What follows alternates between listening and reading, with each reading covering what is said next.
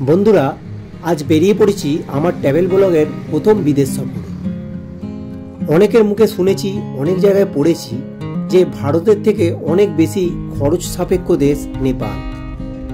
এখানে ডাল ভাত পাঁপড় ভাজা আচার দিয়ে থালি কিংবা এক প্লেট ম্যাগির দামই 500 টাকা পড়ে যায়। আর সেই জন্য অনেকেই নেপাল দেশটা ঘুরতে যাওয়াটা এড়িয়ে যায়। কিন্তু যে দেশটাকে সারা পৃথিবী চেনে সর্বোচ্চ শৃঙ্গ মাউন্ট এভারেস্টের জন্য, আর যা দেখতে সারা পৃথিবী থেকে মানুষজন এখানে ছুটে আসে, আর আমাদের রাজ্যের সীমানা ভাগ করছি যে দেশটার সাথে, সেই দেশটি দেখতে যাব না তাই আবার হয় নাকি?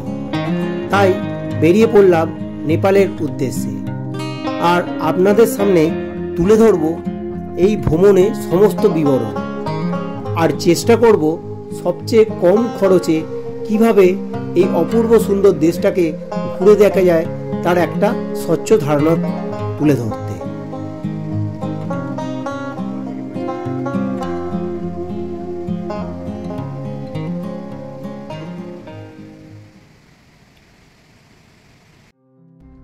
ঘড়িতে সময় এখন রাত 10টা 30, আর আমরা পৌঁছে গেছি হাওড়া স্টেশন চত্বরে।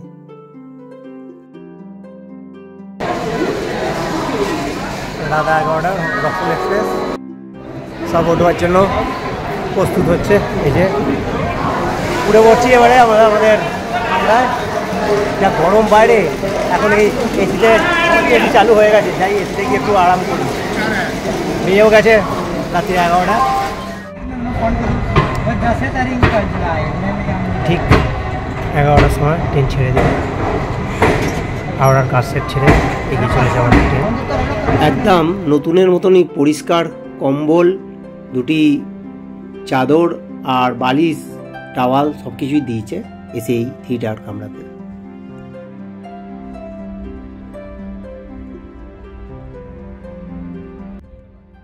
একদম রাইট টাইমে চলছে, আর এখন 10:30 বাজে। চলে এসেছে দারভাঙা, বিহারের দারভাঙা স্টেশনে এসেছে। তখন বিহারের দারভাঙা স্টেশনে দাঁড়িয়ে এবার ট্রেন ছেড়ে দেবে, আবার ট্রেন উঠে যাবে। সচরাচর আমি স্লিপার ক্লাসে যেতেই পছন্দ করি, কিন্তু এই ট্রেনটি একে তো বিহারের ওপর দিয়ে যাবে, তার উপর দীর্ঘক্ষণ সকালের দিকে প্রায় 12টা-1টার সময় আমাদের এই ট্রেন নামাবে। তো এপ্রিল মাসে চাঁদি ফাটা গরমের জন্য আমি 3 টায়ার এসিতে টিকিট বুক করেছি। আমার টিকিট খরচা পড়লো 1030 টাকা।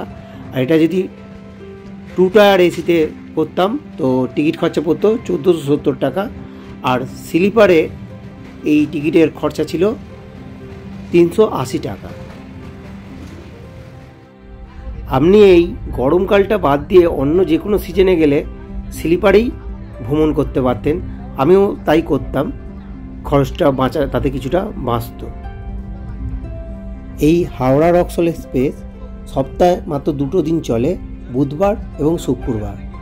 রাত্রির 11টায় রওনা দিয়ে পরের দিন দুপুর 1টা 35-এ রক্সল স্টেশনে পৌঁছায়।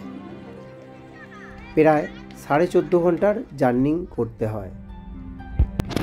এছাড়া আছে আরেকটি ট্রেন মিথিলা এক্সপ্রেস, যেটি সপ্তাহে 7 দিনই চলে। দুপুর 3:50-এ ছেড়ে পরের দিন সকাল 9টা 15-এ এটি রক্সল স্টেশনে পৌঁছায়।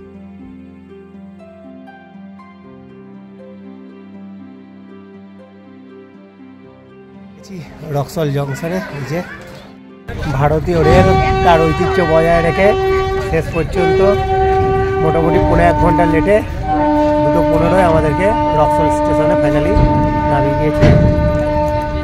এই যে আমাদের পুরো টিম নেমে পড়েছি, রক্সল স্টেশনে এখন দাঁড়িয়েছি, এবার বেরোবো। স্টেশন চত্বরের বাইরে বেরোনোর আগেই চোখে পড়লো IRCTCর এই ভোজনালয়টি। তো পরিষ্কার পরিচ্ছন্ন আছে, তাই দেখে আমরা এখানেই বসে পড়লাম আজকে লাঞ্চ করার জন্য।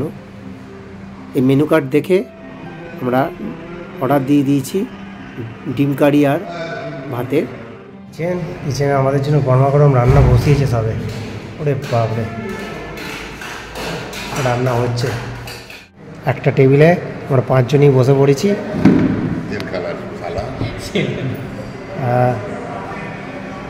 সবারই খিদে পেয়ে গেছে খুব জোরেই, এবার শুরু করব। হ্যাঁ, সবে একটা করে ডিম দিয়েছে, ডবল ডিমের কারি আছে, আর একটা করে দেবে। এই যে সোয়াবিনের তরকারি আছে, ডাল আছে, আচার, পেঁয়াজ, চাবল। ওই যে রক্সল জংশন স্টেশন, আর সামনেই অটো টোটোর স্ট্যান্ড, আর এই সামনে আমাদের টাঙ্গা স্ট্যান্ড। আমরা টাঙ্গা করে যাব। এই টাঙ্গা বীরগঞ্জ ছেড়ে দেবে আমাদেরকে একদম Birganj bus stand. Per head 120 টাকা করে বলেছে, তবে আমাদের অনেক সামান আছে বলে, মানে জিনিসপত্র আছে বলে, নাহলে 100 টাকা করে নেবে। এই যে টাঙ্গায়, একটা টাঙ্গায় আমরা 3 জন যাব, আর একটায় 2 জন, টোটাল 5 জন যাব। এই যে আমাদের বাসন্তী তার টাঙ্গা নিয়ে চলেছে নেপালের বীরগঞ্জে। বন্ধুরা, টাঙ্গাওয়ালাকে বলবেন নেপালের বীরগঞ্জ বাস স্ট্যান্ডে নামাতে। ওরা অনেক সময় বাস স্ট্যান্ডের জায়গায় অন্য জায়গায় নামিয়ে দেয়, সেক্ষেত্রে আপনাকে আবার টোটো ভাড়া করতে হতে পারে। আরেকটা কথা, ভুল করেও টাঙ্গাওয়ালা বা টোটোওয়ালার পরামর্শ মতন কোনো দোকান থেকে টাকা এক্সচেঞ্জ করবেন না, বা ফোনের জন্য নতুন সিম কিনবেন না, কারণ এই টাঙ্গাওয়ালা বা টোটোওয়ালারা অনেকেই একটা বড় অংশ কমিশন পায়, আর সেটা আপনার পকেট থেকেই যাবে, আপনাকে এক্সচেঞ্জ ভ্যালু অনেক কম দেবে। আপনি বীরগঞ্জ বা পোগড়ায় গিয়েও নতুন সিম কিনতে পারেন এবং টাকা এক্সচেঞ্জ করতে পারেন। সেই সময় ইন্টারন্যাশনাল মানি ভ্যালু যা যাবে, আপনি বীরগঞ্জ বা পোগড়ায় সেই একই পেয়ে যাবেন। বিহারের রক্সল থেকে টাঙ্গা করে এখন আমরা চলেছি নেপালের বীরগঞ্জের উদ্দেশ্যে। আর এই যে পথে এখানটা দেখছেন, এটা হচ্ছে ভারতীয় বর্ডার, আর উল্টো দিকেরটা, এই ব্রিজের উল্টো দিকটা হচ্ছে নেপালের বর্ডার। এটা অ্যাকচুয়াল নোম্যান্স ল্যান্ড। আর এখন আমরা ঢুকে পড়েছি বীরগঞ্জের পারমিশন অফিসে। যারা 4 চাকা নিয়ে আসবে তারা এখানে পারমিশন নিয়ে এই গেট দিয়ে এবার নেপালে বেরোবে, আর সামনেই চেকিং হবে। আমাদের টাঙ্গা বলে সেভাবে চেকিং হলো না, যারা 4 চাকা নিয়ে যাচ্ছে তাদের এখানে চেকিং করছে। এই যে দেখা যাচ্ছে গেটওয়ে অফ নেপাল।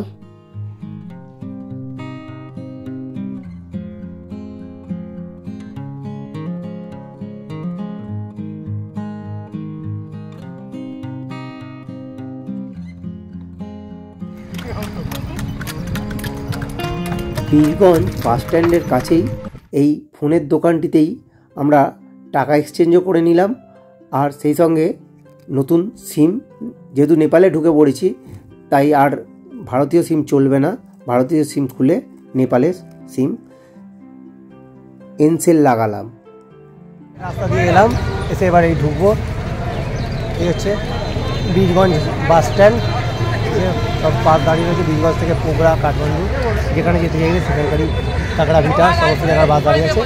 এবার বাসের কাউন্টার দেখাবো যে কোন কাউন্টার থেকে টিকিট কাটবেন। এই হচ্ছে টিকিট কাউন্টার, এখান থেকে টিকিট কাটবেন, এখানে লেখা রয়েছে সব, এখান থেকে টিকিট করতে পারবেন। ভলভো ডিলাক্স নন এসি বাসের ভাড়া পড়বে ভারতীয় টাকায় 530 টাকা, আর এসি বাসের ভাড়া পড়বে ওই 750 টাকার মতো। এখানে তেলে ভাজা মুড়ি কিনলাম, আর পাশে ফুচকা। এই যে এখানে ফুচকা আছে।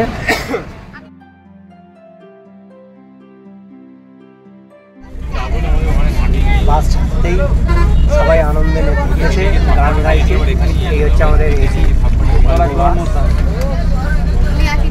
আপনার যতটা প্রয়োজন ঠিক ততটাই আপনি টাকা এক্সচেঞ্জ করুন, কারণ পোগড়া অবধি যে কোনো দোকানে আপনি যদি কিছু কেনাকাটা করেন সেখানে ইন্ডিয়ান কারেন্সি নেওয়া হয়, এবং সেটা এই সময় যে রেট যাচ্ছে, ভ্যালু যাচ্ছে, সেই ভ্যালু অনুযায়ী আপনাকে ফেরত দেয়। অর্থাৎ টাকা এক্সচেঞ্জের কোনো অসুবিধেই আপনার হবে না। চাউমিন আর মোমো সহকারে রাতের ডিনার সারছি আমরা। 4টের সময় বাস আমাদেরকে পোগড়ার বিক্রি চকে নামিয়ে দিয়েছে, আর আমরা এখন হেঁটে হেঁটে, এই যে আমাদের বাকি দুজন সঙ্গীরা এগিয়ে গেছে, হেঁটে হেঁটে এখন যাচ্ছি পোগড়া বা ফেওয়া লেকের দিকে, কারণ আমাদের যে পারমিট বানাবো সেই পারমিট অফিস ফেওয়া লেকের পাশেই অবস্থিত, তাই চললাম ফেওয়া লেকের দিকে। সামনে আছে ইমিগ্রেশন অফিস, আর এন্ট্রি পারমিট অফিস পোকরা। এবার এই যে এই গেট দিয়ে ঢুকবো পারমিশন করাতে, আমাদের চেকিংয়ের জন্য যে পারমিশন লাগবে। Nepal tourism board.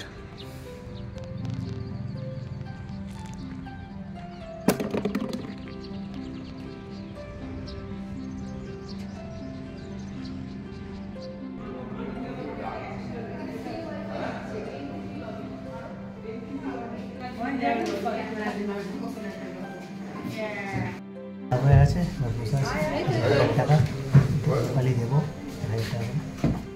Form fill up complete হয়ে গেল, পারমিট পেয়ে গেছি। এই যে এটা আমার এবিসি টেকিংয়ের পারমিশন। লাগলো হচ্ছে আধার কার্ড আর 2 কপি ফটো আর 1000 টাকা নেপালি। আর কোন ফর্মটা ফিল আপ করলাম দেখা, এই ফর্মটা ফিল আপ করতে হলো। আমি এখন দাঁড়িয়ে আছি এই পারমিট অফিসে। পারমিট অফিস গ্রাউন্ডটা সুন্দরভাবে ফুল দিয়ে সাজানো।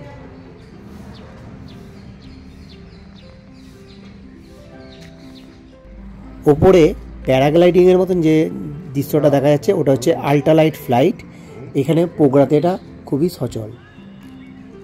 এই যে পারমিশন অফিসের সামনে থেকে ফেয়া লেকের এই দৃশ্য, কারণ ফেয়া লেকটা অনেক বড়, প্রচুর বিস্তৃত এলাকা নিয়ে।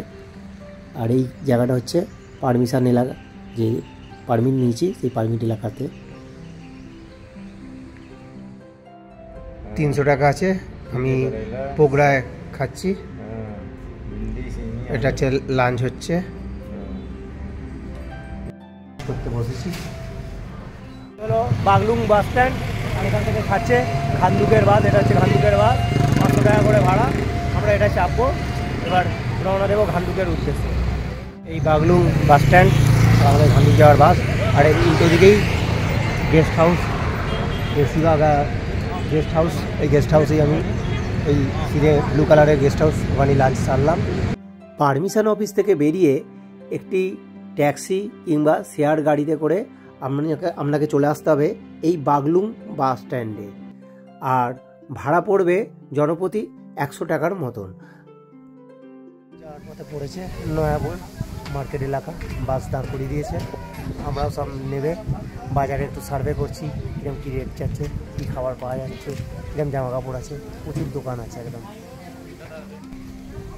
এটি হলো নয়াপুল মার্কেট এরিয়া। ঠান্ডার দেশে আইসক্রিম খাওয়ার মজাটাই আলাদা।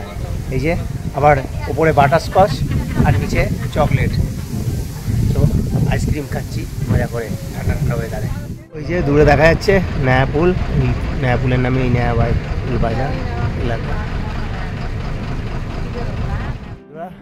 17 তারিখ রাত্রি 11টায় ট্রেনে চেপেছিলাম।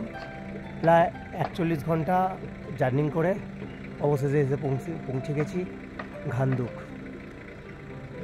এই এলাকাটা হচ্ছে ঘান্দুক। বেশিরভাগ রোডটাই অফ রোড, তো জার্নিংটা খুবই চরম ছিল।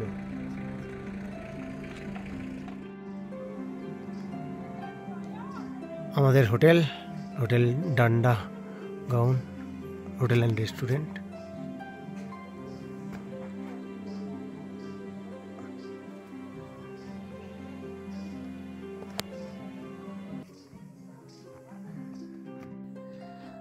ঘান্দুকে এই হোটেলেই আজ আমাদের রাত্রিবাস হবে। আর আমাদের একটি ডরমিটারি রুম নিয়েছি, যেটির ভাড়া পড়েছে 2000 টাকা। আমরা কোনো ফুড নিইনি, নিজেদের আনা খাবারই রাত্রে খাবো।